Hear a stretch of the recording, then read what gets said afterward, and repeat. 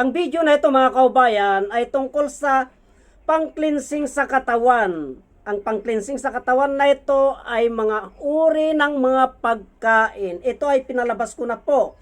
Lagi ko pong tinatalakay ito tuwing mag-live ako. Ang pang-cleansing, simple lamang po. Itong repolyo po mga kaubayan, repolyo, carrots, at pechay bagyo.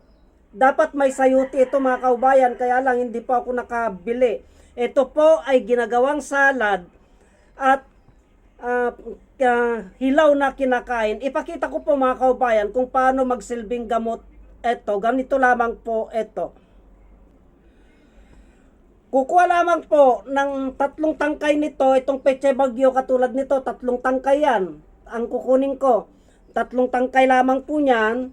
At itong repolyo po, kalahati lamang po nito. Yan, kalahati lamang po. Yan. At ang carrots, 1 carrots lamang po. Gagawin ko pong salad ito mga kaubayan. Ganito lamang po yan. Hiwa-hiwain ko po.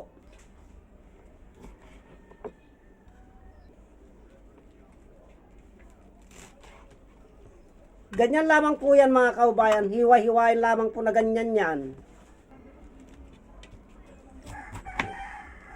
Ganyan lamang po yan mga kaubayan. Oh. Hiwa-hiwain na ganyan yan. Yung kalahati po, marami na yan. Yan po na hiwa-hiwa ko na mga kaubayan. Bali halo-halo. Marami na po ito mga kaubayan. Ito na po. Repolyo, pechay bagyo, carrots. Nahalo-halo ko na po yan.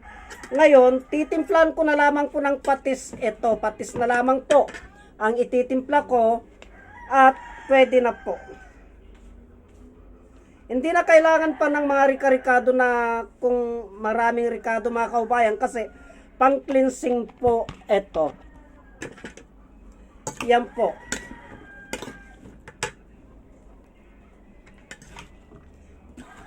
Ito, tapos na po ito mga kaubayan. Timplado na po ito. Nahalo-halo ka na po. Itong repolyo, ang dami na po. Pinaghalo-halo ko po 3 tangkay lamang po ng pechay bagyo, 1 carrots, kalahating repolyo. Ang gumagamot po nito mga kaubayan, malakas po na pang-cleansing. Kung inyo pong susurin maigi, ito po, iba po yung ginagamot nito. At iba din po yung ginagamot niyan mga kaubayan. Pag giniling ng tiyan natin yan, at nasa loob ng tiyan natin, at wala pa tayong naipapasok sa loob ng tiyan natin, pag kumalat sa tiyan yan, pang-cleansing po yan. Pag pinagsama-sama po natin yan, at itong carrots na yan mga kaubayan. Ang proseso po ng pagkain nito ay kinakain lamang po ng ganito ito, katulad niya no.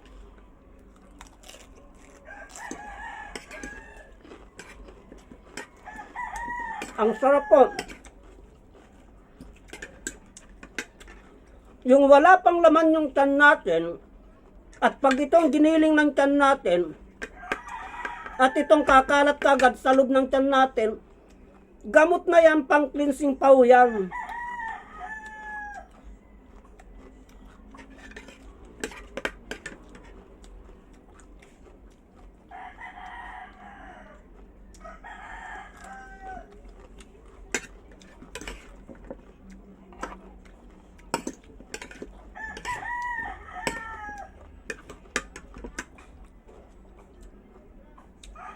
Yung ganito po karami na ipapasok natin sa loob ng ating katawan mga kaubayan, pag giniling ng tiyan natin yan, busog ka na. Safety pa yung katawan mo.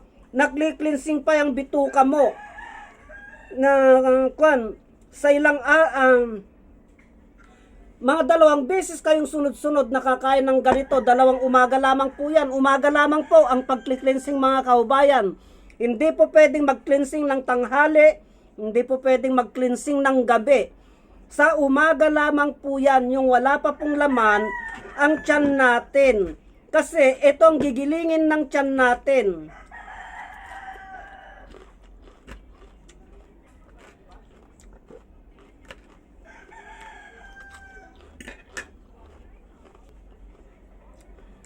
Huwag nyo pong lulutuin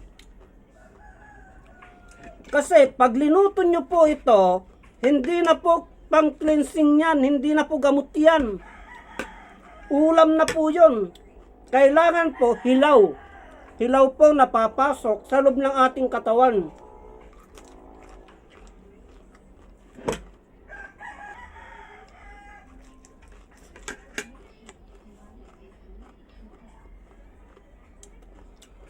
Dahil ako po ay mag-cleansing ng aking katawan ngayon,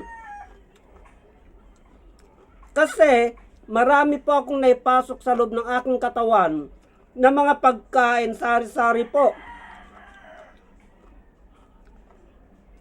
Para safety po ako, kailangan i-cleansing ko po yan. Mga kababayan, ganyan po ang proseso ng pang-cleansing sa bituka, sa katawan. Hilaw po. Huwag nyo pong gawing biro yan kasi mabisa po yan mga kababayan. Huwag na huwag po ninyong lulutuin yan. Wala na pong bisa yan. Malakas po yan na pang-cleansing pag hilaw po. Sana po masundan nyo yung proseso nito. Simple lang. Busog na kayo. Yan ang almusal nyo, yung wala pang laman yung tiyan nyo.